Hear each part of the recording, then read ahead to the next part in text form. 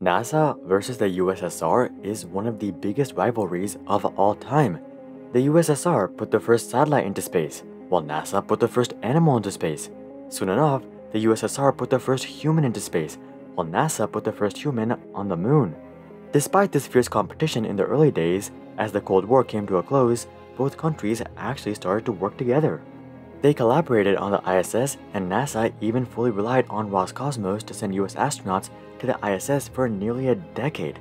More recently though, the countries have started to go their own ways once again, with NASA embracing American launches and Russia looking to ditch the ISS and move to their own space station. So, if the countries were to enter a new space race, who would be the space champion today? Well, to answer this question, we're going to take a look at 5 different categories, starting with launch capability. When it comes to launch capability, NASA is not off to the greatest start, as they were fully relying on Roscosmos for several years. Now, NASA is relying on private companies, including SpaceX and potentially Boeing. However, when it comes to in-house launch capability, NASA doesn't shine in any way. They don't currently have an in-house rocket capable of human spaceflight, and they've been working on their upcoming SLS rocket for several years. SLS is expected to boast an impressive payload capacity of 70 metric tons, and NASA is looking to build an even larger SLS with 130 metric tons of payload capacity. But aside from large payload capacity, SLS doesn't really bring anything new to the table. In fact, the Saturn V, which was used to take astronauts to the moon in the 1960s and 1970s, had a payload capacity of up to 140 metric tons. So SLS isn't even that impressive when it comes to payload. As for Roscosmos, while their rockets aren't nearly as large as American rockets, they're more than enough for the purposes they serve. Moreover, Roscosmos has 6 different operational rockets right now, which is infinitely more than NASA's 0 rockets. The first 2 rockets are the Angara 1.2 and the Angara A5. These 2 rockets are designed to launch satellites and commercial payloads with capacities of 3,500 kilograms and 24,000 kilograms respectively. The next 2 rockets are the Soyuz 2.1A and the Soyuz 2.1B. Unlike the Angara rockets, these rockets are capable of human spaceflight and boast payloads of 7,000 to 9,000 kilograms. Roscosmos also has the Soyuz 2.1B, which is a rather small rocket designed for payloads of up to 2,800 kilograms. But that's not it. Roscosmos also has the Proton M, which is capable of 23 metric tons of payload. Aside from all of these rockets, Roscosmos also has 4 rockets under development, including Almer, Soyuz 5, Yenisei, and Dawn. All of these rockets are expected to be completed within the next 15 years, and have payload capacities ranging between 10.5 and 140 metric tons. So there's really no competition in this category. Roscosmos is clearly the winner. Moving on to reliability, it's kind of hard to judge NASA's reliability today, as they haven't launched anything themselves in 10 years. So we're forced to use the Space Shuttle and the Saturn rockets when judging NASA's reliability. Fortunately for NASA, the Saturn family of rockets were star performers. They completed a total of 32 launches with a success rate of 100%. Now that's really quite an achievement. The same thing, however, cannot be said about the Space Shuttle. The Space Shuttle completed a total of 134 flights, out of which 2 were complete failures that killed 14 astronauts. In terms of percentages, the Space Shuttle had a failure rate of 1.49%, which is rather high, especially for a rocket that promised reusability. As for Roscosmos, on the other hand, they've mastered reliability. Russia has simply been upgrading and iterating their Soyuz rocket for 50 years at this point, so they've been able to perfect basically every aspect of their rocket. The last time Russia had a fatality during a mission was with Soyuz 11 in 1971, which killed 3 astronauts. Even then though, the fatalities weren't because of the rocket. Soyuz 11 was visiting Salyut 1, which is the first space station in the world. Unfortunately, the undocking procedure damaged the breathing ventilation valve, which eventually suffocated the cosmonauts.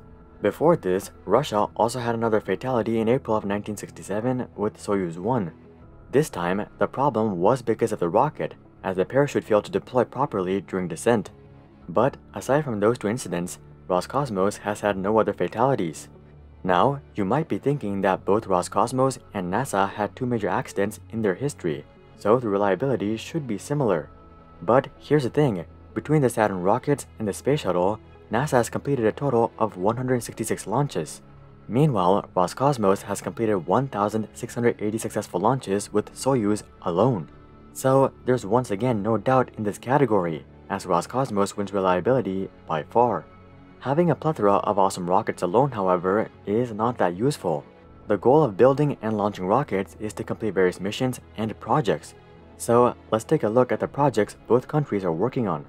This is where NASA begins to shine, as their missions are much more meaningful when compared to Roscosmos, who has basically just become a transportation service between the Earth and the space station. After NASA reached the moon in the 1960s, the Soviet Union went into full gear trying to send astronauts to the moon and even Mars. But after the Soviet Union dissolved, Russia basically just gave up on the moon and Mars. If Russia really wanted to, I'm sure they could have placed cosmonauts on the moon within the last 30 years, but they just never really focused on doing so. Russia does have a plan to send humans to the moon by 2030, but NASA has plans to do it in 2024. It's unlikely that either of these missions will end up happening on time. However, given that there is a 6-year gap between the two missions, I feel pretty confident in saying that NASA will return to the moon before Russia gets to the moon for the first time. Aside from sustaining their lead with the moon, NASA is also looking to place humans on Mars in the 2030s. Roscosmos has also said that they plan to place humans on Mars in the late 2030s. But if they can't beat NASA to the moon, I'm not sure how they're going to beat them to Mars. Moreover, these missions don't even seem to be Russia's primary focus right now. It looks like most of their focus is going towards building their own space station. Considering this, NASA seems to have a much brighter future when it comes to manned spaceflight. So NASA wins this category. Next up, we have cost efficiency. Generally, Roscosmos would crush this sector, as their rockets are significantly cheaper than NASA's rockets. We don't exactly know how much it costs Roscosmos to launch Soyuz, but we can form a good estimate. Roscosmos originally charged NASA $50 million per seat on Soyuz in the early 2010s. As they realized the monopoly they had though, they started to pump up the price pretty quickly. Last May, Roscosmos charged NASA $90 million per seat. But this was likely just because they could, not because it actually cost them that much. The $50 million ticket price was likely much closer to how much it actually cost Russia to launch astronauts on Soyuz. Soyuz is capable of carrying 3 astronauts, which works out to $150 million per flight. Factoring in a bit of profit, Soyuz likely cost Russia $110 to $120 million to launch. It may even be a bit under $100 million, like $80 or $90 million, but we'll call it $120 million to be conservative. That works out to $40 million per seat. As for NASA, the last in-house crewed rocket they launched was the Space Shuttle, and that averaged a massive $450 million per mission. The Space Shuttle could carry 8 passengers though, so that works out to $56.25 million, or 40% more expensive than Soyuz.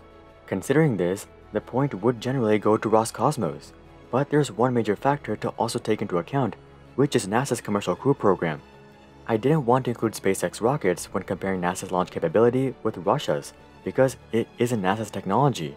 But when we're looking at cost efficiency, I think it's fair to include SpaceX rockets, because it is NASA's money. Moreover, NASA has been one of SpaceX's largest funders from very early on, and NASA is the primary reason that SpaceX was able to even develop Crew Dragon. When it comes to technology, it's more of an intellectual property battle, and in that case, NASA can't be credited with SpaceX's intellectual property. In terms of cost efficiency though, it's more of a return on investment battle, and NASA can be credited with clever investing. NASA estimates that each seat on the Falcon 9 costs $55 million, but that's because NASA invested so heavily into the research and development of Falcon 9.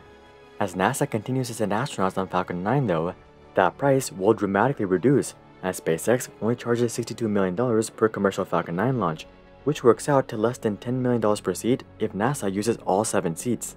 So, NASA's smart investing with the commercial crew program wins in the category of cost efficiency. And that brings us into the last category, which is innovation and longevity. Starting with innovation, this should have been a category on its own, but the problem is that neither NASA nor Roscosmos is particularly innovative right now. Russia is straight up using a rocket that they developed in the 1960s. NASA isn't quite using a rocket from the 1960s, but they're basically rebuilding Saturn V with SLS, so NASA isn't doing much better than Roscosmos. Aside from their rockets, neither country has really pushed forward human spaceflight or exploration in decades. So I don't think either country is really worthy of the innovation point. And that leaves us with longevity. Though neither NASA nor Roscosmos are innovative on their own, NASA once again has a bit of leverage due to the Commercial Crew program. About a decade ago, NASA realized that politics and Congress were heavily limiting their progress, so they launched the Commercial Crew program, and this has proven to be extremely successful. Launches aren't the only industry that NASA is commercializing though. They've also hired commercial help on their lunar mission, and they're looking to rent out the ISS to commercial tourists and researchers. NASA's embracement of the private space industry has reinvigorated American spaceflight, and it's likely that the entrepreneurial spirit will push NASA much further than politics can ever push Roscosmos. So, this point also goes to NASA, meaning that NASA is the space champion today. Do you guys agree? Comment that down below. Also, drop a like if you would love to see NASA be innovative once again. And of course, consider joining our Discord community to suggest future video ideas, and consider subscribing to see more questions logically answered. But until then, I'm Hari, and I'll see you guys on the next one.